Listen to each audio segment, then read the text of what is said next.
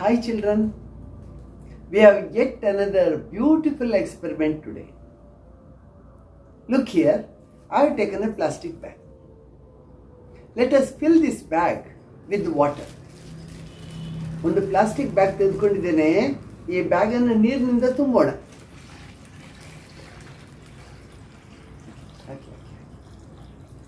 ಈ ಚೀಲದ ಬಾಯಿಯನ್ನು ಗಟ್ಟಿಯಾದ ದಾರದ ಸಹಾಯದಿಂದ ಬಿಗಿಯಾಗಿ ಕಟ್ಟೋಣ. ಯಾವ ಕಾರಣಕ್ಕೂ ಅದು ಬಿಚ್ಚಿಕೊಳ್ಳಿಕೊಳ್ಳದು. The bag should be tied very well at its mouth such that the water won't spill out under any circumstances. You can make out that we have filled almost 3/4 of the bag with water. ಈ plastic ಚೀಲದ ಮುಕ್ಕಾಲು ಅಂಶ ನೀರಿದೆ, ಒಂದು ಸ್ವಲ್ಪ ಭಾಗ ಗಾಳಿ ಇದೆ. ಅದು ಹಾಗೆ ಆಗುತ್ತೆ, ತುಂಬುವಾಗ ತಾನಾಗಿ ಹಾಗೆ ಆಗುತ್ತೆ.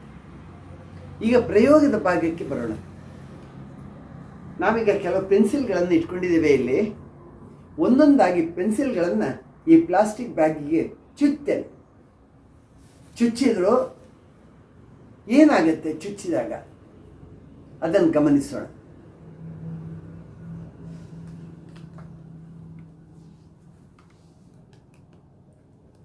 ನೋಡಿ, ಏನು ಆಶ್ಚರ್ಯ ನೋಡಿ. ನೀರು ಸುರಿದಿಲ್ಲ, ಬ್ಯಾಗ್ ಹರಿದಿಲ್ಲ. The bag has not got torn. The pencil is sitting there pretty. I will take another pencil now.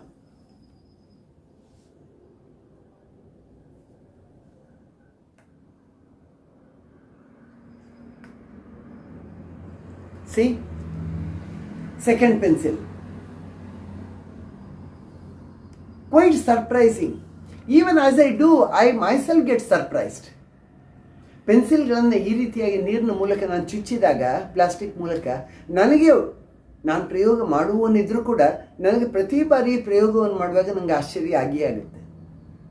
Plastic bag ಭಾಳ ಸುಲಭವಾಗಿ ಹರಿಯುತ್ತೆ ಯಾವುದಾದ್ರು ಚೂಪಾದ ವಸ್ತುವಿನಿಂದ ಚುಚ್ಚಿದರೆ.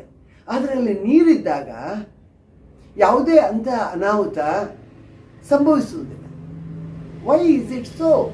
Let us take another pencil.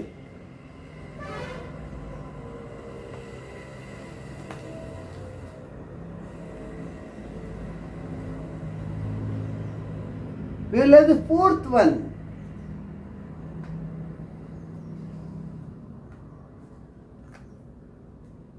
See how nice the experiment is. ನಿಮ್ಮ ಮನೆಗೆ ಅತಿಥಿಗಳು ಬಂದಿದ್ದಾಗ ಅವರಿಗೆ ಲಘು ಮನೋರಂಜನೆ ಕೊಡಬೇಕು ಅಂತ ನಿಮ್ಮ ಮನಸ್ಸಿನಲ್ಲಿದ್ದರೆ ಭಾಳ ಸುಂದರವಾದಂಥ ಪ್ರಯೋಗ. ಅವರು ವಾಪಸ್ ಹೋದ್ಮೇಲೆ ವರ್ಷಗಳು ಕಳೆದರೂ ನಿಮ್ಮ ಮನೆಯನ್ನು ಮರೆಯೋದಿಲ್ಲ. ನೀವು ಮಾಡಿದ ಪ್ರಯೋಗ ಅವರ ಮನಸ್ಸಿನಲ್ಲಿ ಅಚ್ಚರಿಯದೆ ಹಾಗೇ ಇರ್ತದೆ. ಇನ್ನೊಂದು ಪೆನ್ಸಿಲ್ ತೆಗೆದುಕೊಂಡಿದ್ದೇನೆ, ಇಲ್ಲಿ ಚುಚ್ಚೋಣ. ನೋಡಿ, ಮತ್ತೂ ಒಂದು pencil.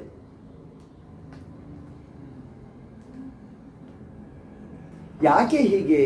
Why is that? The bag doesn't get torn. What's the reason? What happened?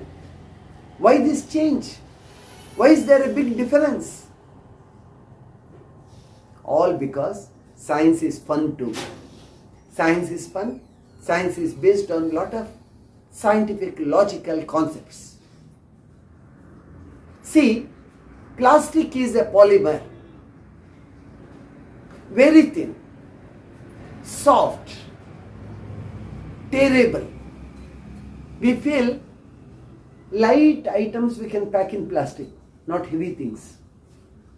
We will always have aspersions in our mind that plastic may get torn. ಆದರೆ ಪ್ಲಾಸ್ಟಿಕ್ ಪಾಲಿಮರ್ ಕಣಗಳಿಂದ ಮಾಡಲ್ಪಟ್ಟಿವೆ.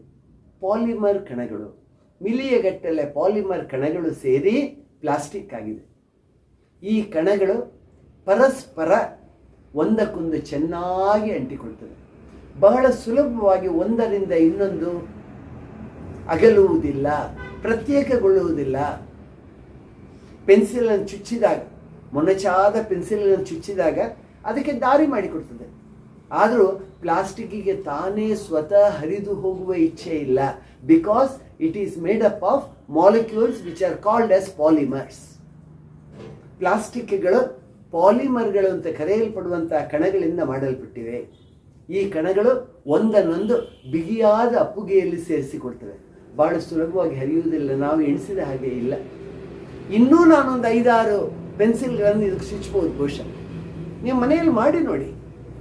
ಪ್ಲಾಸ್ಟಿಕ್ ಬ್ಯಾಗ್ಗಳಿಗೆ ಖಂಡಿತ ಕೊರತೆ ಇಲ್ಲ. ತೀರ ಹರಿದು ಹೋಗುವ ಹಂತದಲ್ಲಿದ್ದ ಪ್ಲಾಸ್ಟಿಕ್ ಬ್ಯಾಗ್ ತೆಗೆದುಕೊಳ್ಳೋದು ಬೇಡ, ಚೆನ್ನಾಗಿದೆ. ಜಿಪ್ ಬ್ಯಾಗ್ಸ್ ಆದರೆ ಇನ್ನೂ ಉತ್ತಮ. ಜಿಪ್ ಒತ್ತಿದ್ರೆ ಅದು ಅಂಟಿಕೊಳ್ತದೆ ತಕ್ಷಣ, ಆ ರೀತಿಯ ಬ್ಯಾಗ್ ಇದ್ದರೆ ಅದು ತೆಗೆದುಕೊಳ್ಳಿ. Do this experiment. You are all scientist. When you do it, automatically your mind will start questioning you. Why does this happen so? How have plastics become something different today? My concept has changed. The way I think is different now.